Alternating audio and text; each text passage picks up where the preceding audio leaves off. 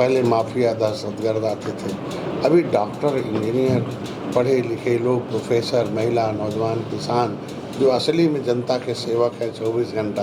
अगर देश की बॉर्डर की सुरक्षा के लिए 24 घंटे जवान खड़े हो सकते हैं, तो हम ये साबित करना चाहते हैं कि हम 24 घंटे जनता के लिए खड़े हैं और जनता के विकास के लिए जो भी रोड़ा होगा उस कानून को बदलेंगे और जनता के विकास के लिए जो आवश्यक नीति होगी उसको हम 12 बजे रात को भी करेंगे और जो दुख देने वाला कोई दुष्ट आत्मा होगा उसे भी 12 बजे रात को भी सज़ा देने के लिए कानून बनाएंगे।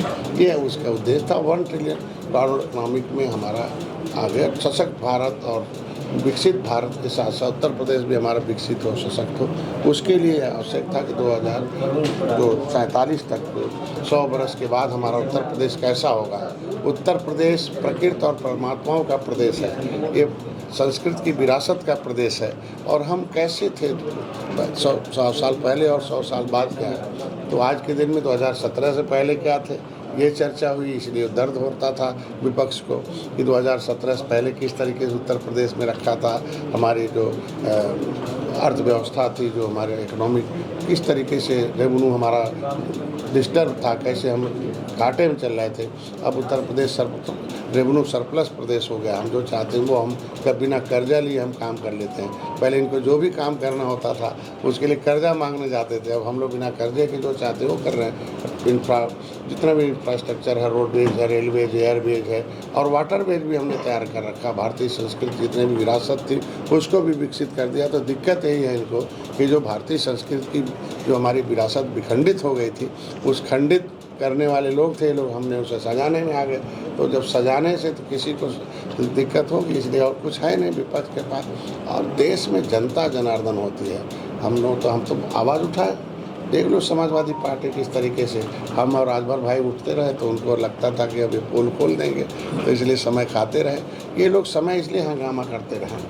यहाँ हो दिल्ली चाहे वहाँ कि सदन में चर्चा होती है। अब वह मान के चलो पूजा पाल को निकालना ही समाजवादी पार्टी का एक दोहरा चरित्र बताता है कि हम नाम के पिछड़ों की बात करते हैं, काम के पिछड़ों की बात नहीं करते। चल रही हैं कि वो बीजेपी में जा सकते, तो अगर अब कहीं भाई दरवाज़ा बंद कर देंगे तो कोई ऊपर से आंधी तूफान आएगा तो आदमी कहीं न कहीं तो जाएगा ना छुपाने के लिए।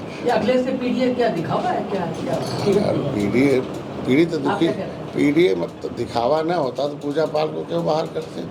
दिखावा न होता तो हमको समाजवादी पार्टी दरवाज़ा हम लोगों ने क्यों बंद कर दिया? भाजपा क्यों आते भाई? 2018 में सपा के साथ बसपा को लाया था साथ में, peace party, Nishad party, Gorakhpur हम लोग चुनाव लड़े थे, जीते थे 2018। ऐतिहासिक जीत गोरखपुर, फूलपुर, कैराना, नूरपुर चारों जीता था, जिसमें दलित और पिछड़े एक कर दिया था हमने, मुस्लिम भी थे उसमें, है ना। इन लोगों ने 2019 में क्या कर दिया भाई? सपा बसपा आए एक में, लेकिन जब मोदी के साथ हम हो गए 2019 में, तब कहाँ चले गए लोग?